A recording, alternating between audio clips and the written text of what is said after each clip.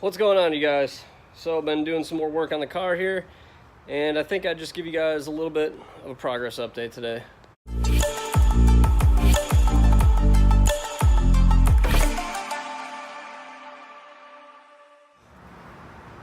So I started off today, I just kind of power washed the engine bay down a little bit. It was super grimy. Like, all of this over here was just completely black. Same thing with the firewall back there. Found some rot down there after I cleaned all that out. Battery tray's getting cut out anyway, so that's not going to be an issue. And then I'll probably just trim that out of there too, because I need to run intercooler pipes down through here. And then I'm going to have to cut this lower section down to run the charge pipes as well. As for parts, I did get some parts in. So I got a fuel pressure regulator off eBay for 35 bucks. Maybe I'll do a little teardown on this thing to see how good the quality is. I used this exact same regulator on my 82 Turbo 5M Supra and never really had an issue with it, so I said screw it, I'll just buy it for this one. You know, budget build, 30-some dollars, you really can't beat it if it works. I also picked up a wideband. It's a digital readout style wideband, so I was able to get this for $50. So staying in the budget. I got some other stuff ordered up. Blow-off valve, wastegate, turbo manifold, turbochargers on the way as well. And I got a handbrake for it. Not really too sure how good the quality of this handbrake's gonna be though. I did use a similar one on my 82 Supra Turbo 5M car. So this is the handbrake. And just a pretty simple mount handle. I don't know where I'm gonna mount it though. I'm probably gonna need to go back and look at pictures of my 82 because I used a very similar handbrake in that car, and I did have it in a pretty comfortable position on that car.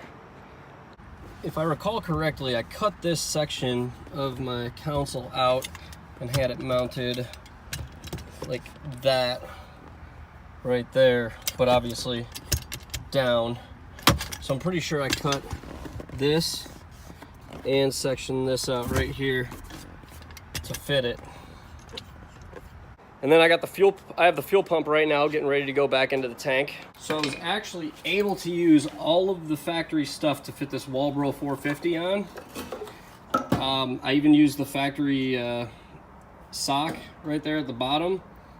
It didn't really fit, but it snapped on there, and once the bushing, so like once I put this bushing back on there, it holds the sock in place, and then it snapped right on. So I think I'm going to throw a little band clamp around here too, just so you know, it doesn't go anywhere. I mean, it shouldn't, it's in there really tight, but I'm going to throw a band clamp on that, and then the fuel tank can go back in the car. God, this thing's rusty. I mean, I guess at least there's no holes in it, so I'll probably clean it up and then throw a little bit of Rust-Oleum on it or something just to keep it from rusting out anymore. It is what it is. I started assembling the engine, so I got the intake manifold and all that back on it. I was starting to figure out wire routing. I had a couple injector clips that needed to be swapped out. I mean, this harness is fucking hacked together, but I'm gonna need to go through and continuity check all that stuff, make sure it works. I went off and taped off some stuff that needs to get plugged and capped. You know, accessories in the front are all back together. I need to find a bolt for the alternator and transmission bolts. I got the turbo oil return kit kind of started there. Motor mounts are on the car. Now I'm not sure, but I'm hoping to try to get the engine back in the car this weekend if I can. That might be a long shot depending on if stuff that I still need comes in, how difficult some of this stuff is going to be to finish once the engine's in the car. So, but I really want to get it in there and kind of fit it up, because I should have the intercoolers and charge pipe coming in Thursday, Friday. So if I get that stuff in and I can get the motor in the car, I can build the intercooler system, get that mounted up, and that'll be done. So, you know, getting everything wired in the car, and then as soon as the bell housing comes in, it's a matter of just bolting the trans on. and, you know, turnkey, rock and roll, and I'm sure I'm forgetting 100 different things there, but yeah, we're moving along pretty quick. We're not doing anything crazy, obviously, so it should be a relatively fast build, and, you know, we're moving along. Anyways, that's gonna be it for this one. I will do some more videos when we make some more progress, and you know, if there's anything kind of weird or crazy that pops up during the build that you guys might need to know about. That dog does not shut up.